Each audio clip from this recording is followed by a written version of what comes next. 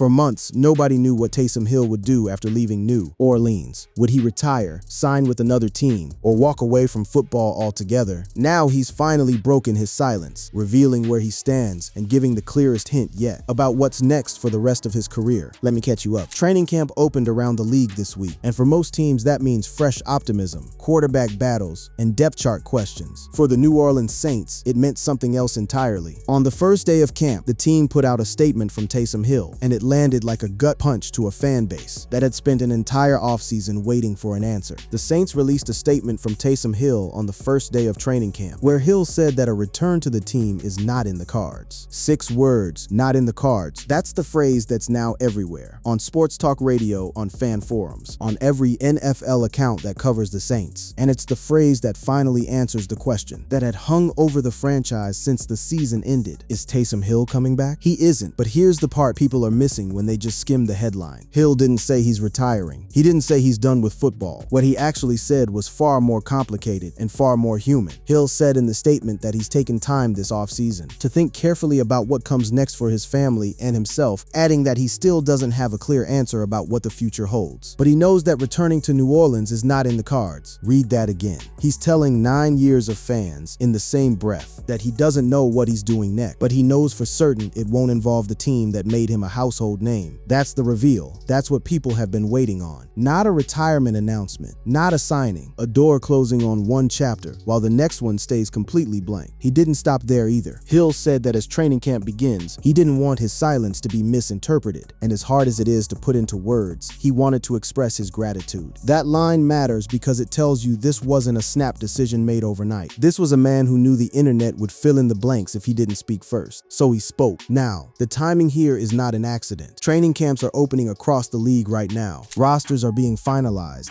and a 35-year-old former Pro Bowler with no team was becoming a bigger story every single day he stayed quiet. The 35-year-old, who also played tight end and running back, became a free agent in March after spending 9 years with the Saints and had yet to sign with another team.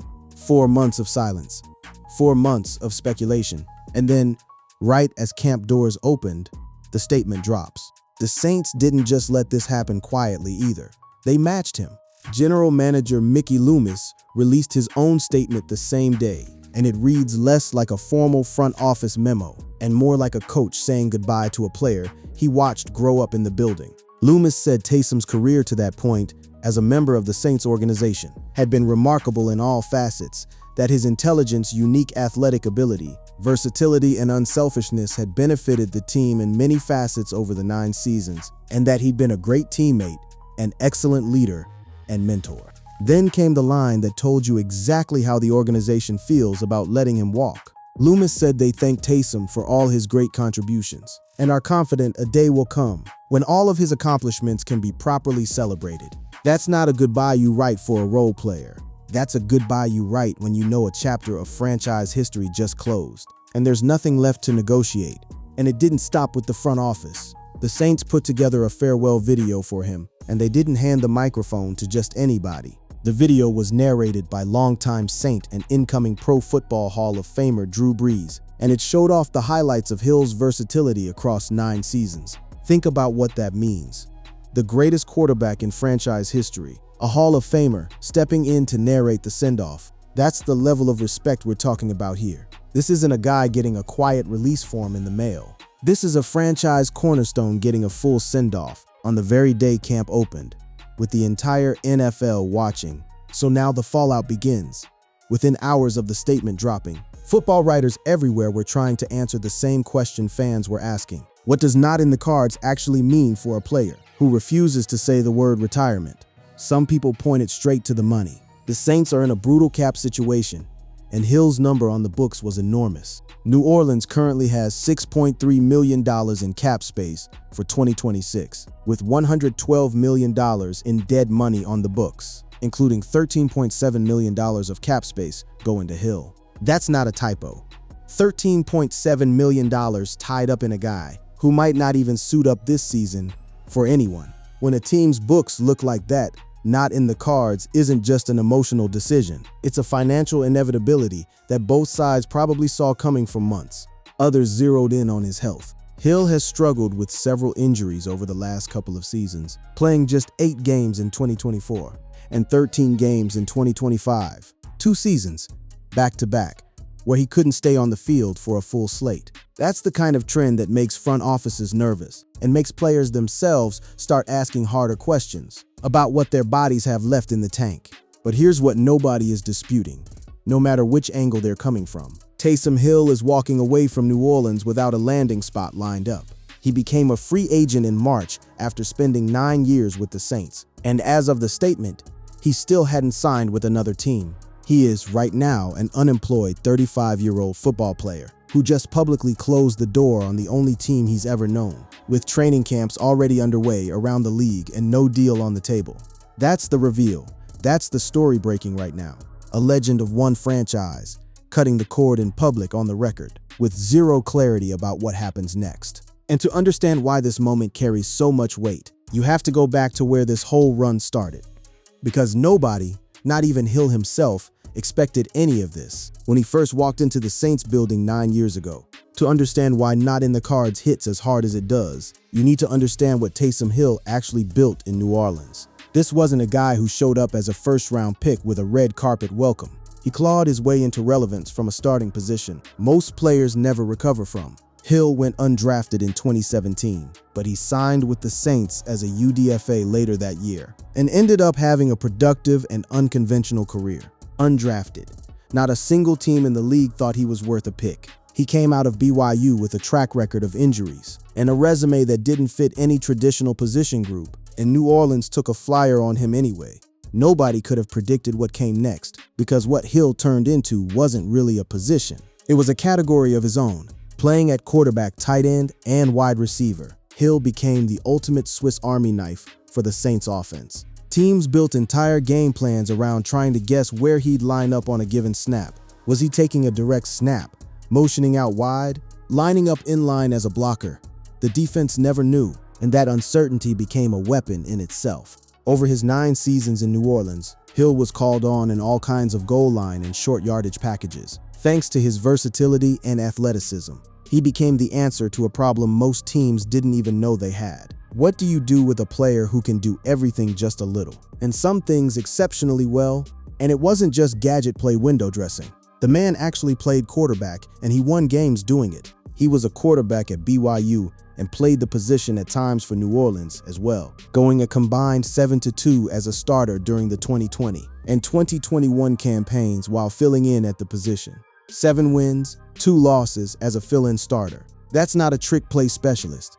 That's a guy who could step under center in real NFL games and win more often than he lost. There was a stretch of his career, actually, where the organization believed he was the long-term answer at the position outright. Longtime NFL insider Jay Glazer made that case directly, saying there was no smokescreen about it. Hill was the guy, with the head coach and the entire locker room believing in him. Glazer even described how teammates would leave the sideline bench just to watch him play, saying they'd all get up and stand there to see what he'd do next. That's the kind of respect that doesn't get manufactured, that gets earned over years of proving people wrong. The touchdown numbers back up just how unusual his production was. Hill ultimately produced 34 total touchdowns as a runner, 11 total touchdowns as a receiver, and 12 total touchdowns as a quarterback. 3 different touchdown columns, all with real numbers in them. Most players spend a career trying to be good at one thing. Hill built a career being dangerous in 3 different ways, sometimes in the same game. He even spent time over the years returning kicks and punts for the Saints. Kickoff returns, punt returns, as if quarterback, tight end, and receiver duty wasn't enough. The team trusted him in the return game too. There wasn't a phase of the offense or even special teams where his name didn't show up at some point over 9 seasons. And then there's the number that turns this from versatile player into statistical anomaly. Taysom Hill leaves New Orleans as the only Super Bowl-era player with 1,000 career passing, rushing, and receiving yards. Since the merger, since the Super Bowl era began, nobody else has done that. Not a running back who threw a few trick passes, not a receiver who occasionally took a jet sweep handoff. A genuine triple threat with 1,000 yards in 3 completely different offensive categories. In 2025, Hill became the first player in the Super Bowl era since 1966 to total 1,000 career yards each as a passer, receiver, and rusher. Let that sink in. 6 decades of professional football, and it took until 2025 for anybody to check all 3 of those boxes. And it happened in New Orleans, in a Saints uniform, built one strange, unpredictable season at a time. That's why the front office described his tenure the way they did. To call Taysom Hill a gadget player is a disservice. He wasn't a trick. He was a system unto himself. And his value went beyond the box score entirely, because the identity he gave that offense, the constant unpredictability, the threat of him lining up anywhere, became part of what New Orleans was as a franchise for the better part of a decade. So when he says returning to New Orleans isn't in the cards, that's not a role player leaving a depth chart. That's the closing of a specific, almost unrepeatable chapter in franchise history. Nobody built a career quite like his before, and it's an open question whether anybody will again. But careers like this one don't end because a player simply decides he's bored. They end because bodies break down, and Hill's body had been sending signals for a while before this statement ever went public. If the statement felt sudden to casual fans, it didn't feel sudden. To anybody who'd been tracking Hill's health over the last 2 seasons, this wasn't a player walking away from a franchise at his peak. This was a player whose body had been quietly breaking down in ways that made the writing on the wall impossible to ignore.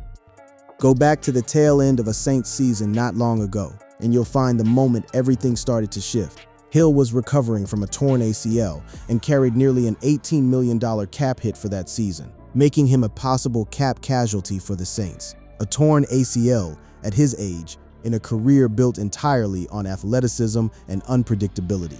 That's the kind of injury that ends careers outright for players half his age. For a multi-positional weapon who depended on burst and change of direction to be effective at 3 different spots on the field. It was even more serious. League insiders started saying the quiet part out loud almost immediately. Ian Rappaport of NFL Network speculated that the Saints have a decision coming on Hill, noting that it's hard to imagine he'd be back the following year. That's not a fan on social media speculating. That's one of the most plugged-in reporters in the league, telling you the front office itself was staring down a decision it didn't want to make about a player it clearly respected. Hill faced a recovery timetable of at least 9 months after undergoing surgery to repair ligament damage in his left knee, making him a likely candidate to miss at least part of the upcoming campaign. 9 months. That's not a tweak. That's a full reconstruction of the ligament, the kind of recovery that swallows the majority of an offseason and bleeds into the regular season on the other end. And the recovery didn't happen in isolation. It happened while the team was already rebuilding around him. He survived the transition from the Sean Payton era, weathered a grueling ACL recovery, and returned to a rebuilding roster in 2025 under new head coach Kellen Moore to provide a veteran spark when the team needed it most. Think about everything packed into that one sentence. A coaching change, a full roster rebuild, a brutal knee recovery, and still, the team leaned on him to be a stabilizing presence in the room, even as his own body was fighting to catch up. The games he did play told their own story. Hill played just 8 games in 2024 and 13 games in 2025. 2 seasons where he wasn't a full-time contributor by any stretch. Compare that to a career built on being available in every package, every situational look, every goal line snap, and the drop-off becomes obvious. The player who used to be schemed into practically every series was now a part-time piece, managed carefully around what his knee and later other injuries could handle, because the ACL wasn't even the only issue. Reports over that stretch tracked him recovering from an AC joint injury, then departing a Week 18 game with a shoulder issue, on top of everything else piling up physically. A knee, a shoulder, an AC joint. That's not one bad break. That's a body absorbing years of collisions in a role that put him directly in contact at the line of scrimmage on nearly every snap he took. Whether as a runner, a blocker, or a short yardage weapon, he turned 36 years old before the 2026 campaign and had just 1 touchdown last season. 1 touchdown. For a player who used to rack up double-digit scores across 3 different categories in a single year, that number says everything about how far the production had fallen. His peak may be behind him, and it remained to be seen whether he would sign with any team for the upcoming season. And that uncertainty was already circulating well before his own statement made it official. Even the cap conversation kept circling back to his health. Of Hill's cap hit, Reports noted the base salary was not guaranteed, leaving New Orleans with a direct avenue to potentially restructure his deal, and that Hill could opt to retire outright. Retirement was on the table as an option being floated by outside reporters months before Hill ever said a public word about his own plans. The speculation wasn't coming from nowhere. It was coming from a very visible pattern of missed games, surgeries, and a workload that had shrunk dramatically from what it used to be. So by the time camp opened and the statement dropped, the physical toll wasn't a surprise to anyone who had been paying attention. What was still unresolved, what everybody was still waiting on, was how Hill himself would frame it. Would he blame his body? Would he announce retirement outright? Instead, he did something quieter, and in a way more emotional. He didn't talk about his knee or his shoulder at all. He talked about his family and about a city that had become part of who he was. And that emotional framing traces back to one specific night, months before this statement, when Hill first let the mask slip in public.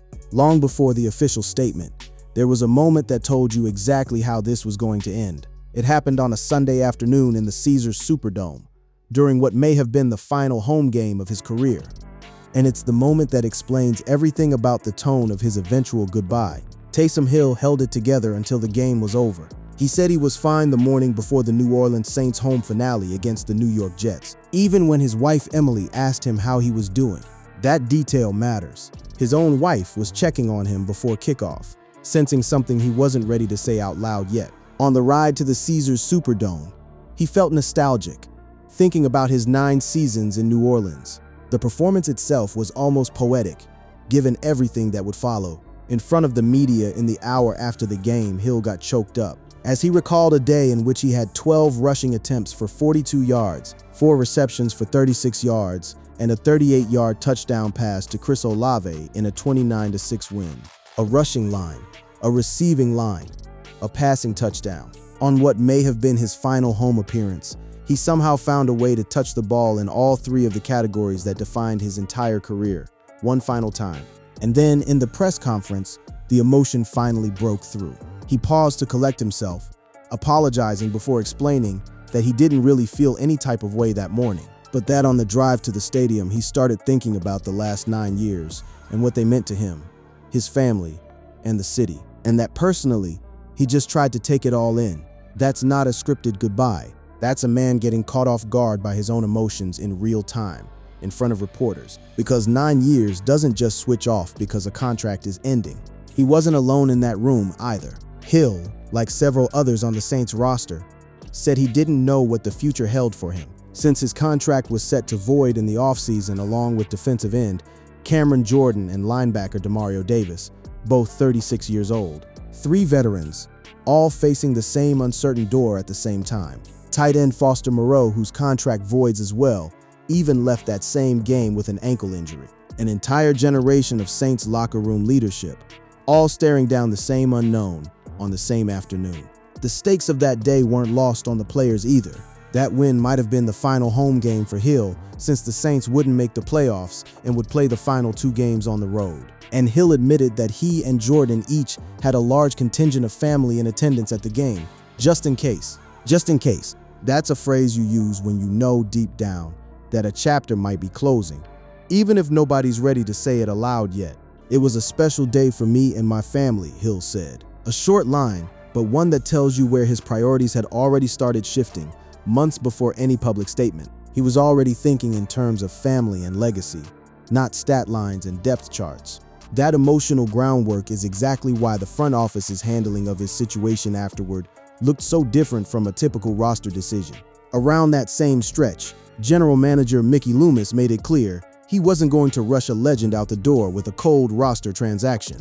Loomis said he was giving him some space and that he'd talk with him, but that it's hard to have these conversations right after the end of a season, adding that you want to let the emotion go out of it and not have players feel pressured to make decisions. That patience wasn't just a talking point. Loomis confirmed he was giving Taysom Hill some space to decide his future, a move that was as strategically sound as it was emotionally intelligent. Think about how rare that actually is in professional sports. A general manager publicly choosing to let a soon-to-be free agent take his time on a retirement decision instead of forcing a football-only business conversation immediately after the season ended. In an era where front offices are often criticized for being heartless, Mickey Loomis showed that you can manage a cap and a culture at the same time. That's the backdrop that explains why, when the eventual statement finally came out on the first day of camp, it didn't read like a business transaction. It read like the final chapter of something that had been building emotionally for months, ever since that night in the Superdome when Hill first couldn't hold back the tears. So now, with the goodbye finally public and the emotional weight of that farewell fully out in the open, the only question left is the one nobody, not Hill, not Loomis, not a single insider, has actually answered yet. What does Taysom Hill do now? Here's where the story stands right now, and it's genuinely unresolved. Taysom Hill has told the world what he's not doing. He hasn't told anyone what he is doing, and that gap between the two is where his actual next chapter is going to be written. Start with the plainest reading of his own words. Hill said he's taken time this offseason to think carefully about what comes next for his family and himself, and that he still doesn't have a clear answer about what the future holds. But he knows that returning to New Orleans is not in the cards. That's a man leaving every door open except one. Retirement is on the table. So is signing with another team as a free agent. What's closed, permanently, is a return to the only franchise he's ever known. The tribute he left behind for that city said a lot about how he's framing this exit emotionally.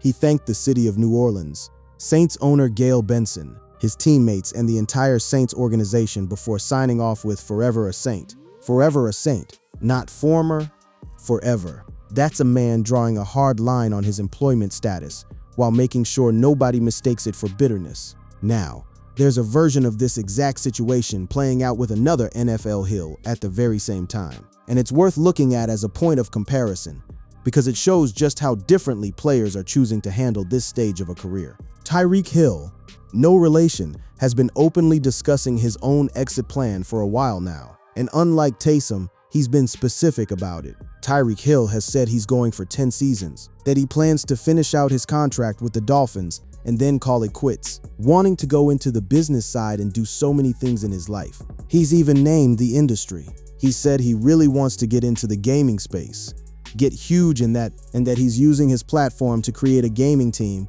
that hasn't launched yet. He's also said he'd like to get into coaching, though not for long. That's the contrast that makes Taysom's silence so striking. One Hill has a 5-year plan mapped out publicly, gaming ventures and all. The other has given the football world exactly one certainty: no New Orleans, and left everything else blank. Two very different ways of handling the same career crossroads, playing out in the same NFL offseason.